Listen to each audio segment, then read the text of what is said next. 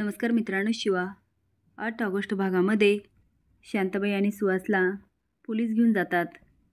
कीर्तीला मात्र खूप वाईट वाटत असतं की आपण घरच्यांशी एवढं वाईट वागलो. ती आता सगळ्यांना सांगते, मला सुहास भरवायचा आणि मी तशीच वागायची.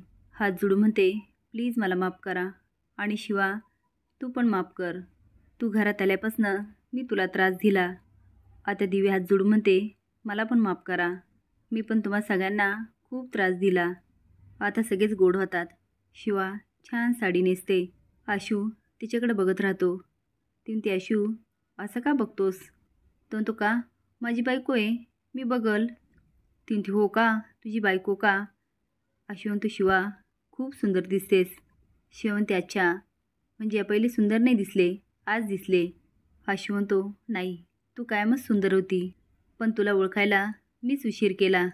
तू माझ्या आयुष्यात आली आणि माझं आयुष्यच बदलून गेलं, ते फक्त तुझ्यामुळे.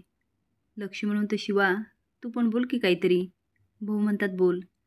शिवा म्हणते, भाऊ काय बोलू, मला काहीच सुचत नाही आहे. आता सगळेच आनंदात असतात, पण शिवाला मात्र खूप वाईट वाटत असतं. ती आता रडायला लागते आणि म्हणते, रॉकी आहे ना रॉकी, तो आपल्या स्वप्नांच्या मागे कायम धावला, पण जगू शकला नाही. मला त्याचं स्वप्न पूर्ण करायचे, मी IAS होणार. भाऊ म्हणतात, वा.